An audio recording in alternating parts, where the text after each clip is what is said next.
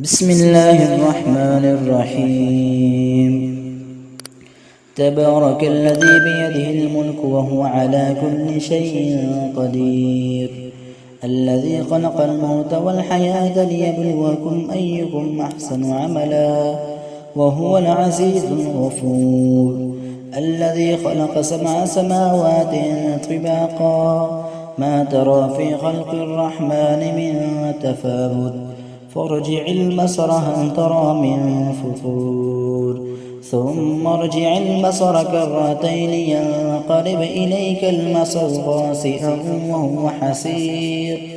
ولقد زينا السماء الدنيا بمصابيح وجعلناها رجوما للشياطين وأعتدنا لهم عذاب السعير، وللذين كفروا بربهم عذاب جهنم وبئس المصير. إذا ألقوا فيها سمعوا لها شهيقا وهي تفور تكاد تميز من الغيظ، كلما ألقي فيها فوج سألهم خزنتها ألم يأتكم نذير، قالوا بلى قد جاءنا نذير، فكذبنا وقلنا ما نزل الله من شيء إن أنتم إلا في ضلال كبير، وقالوا لو كنا نسمع أو نعقل ما كنا في أصحاب السعير، فاعترفوا بذنبهم فسحقا لأصحاب السعير. إن الذين يخشون ربهم بالغيب لهم مغفرة وأجر كبير، وأسروا قولكم أو اجهروا به إنه عليم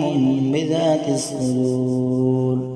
ألا يعلم من خلق وهو اللطيف الخبير، هو الذي جعل لكم الأرض ذلولا فامشوا في مناكبها وكلوا من رزقه وإليه النشور، أأمنتم من في السماء أن يخسف بكم الأرض فإذا هي تمور،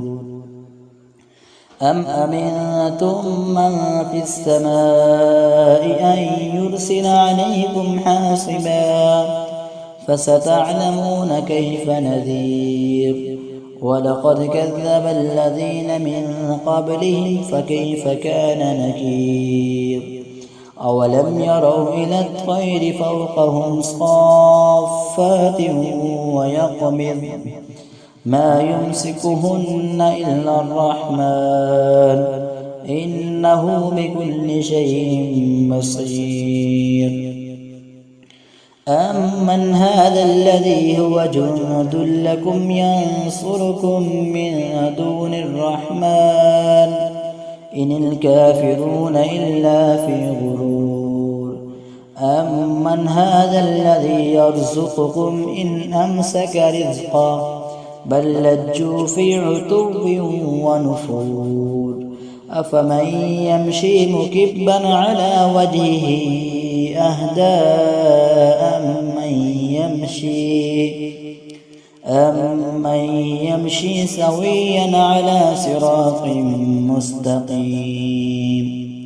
قل هو الذي أنشأكم وجعل لكم السمع والأبصار والأفئدة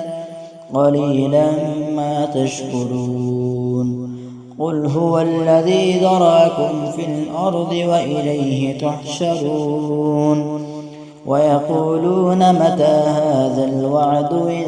كنتم صادقين، قل إنما العلم عند الله وإنما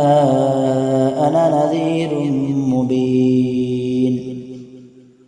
فلما رأوا زلفة سيئت وجوه الذين كفروا وقيل هذا الذي كنتم به تدعون، قل أرأيتم إن أهلكني الله ومن معي أو رحمنا فمن يجير الكافرين من عذاب أليم قل هو الرحمن آمنا به وعليه توكلنا فستعلمون من هو في ضلال مبين قل أرأيتم إن أصبح ماؤكم غورا فمن يأتيكم بماء معين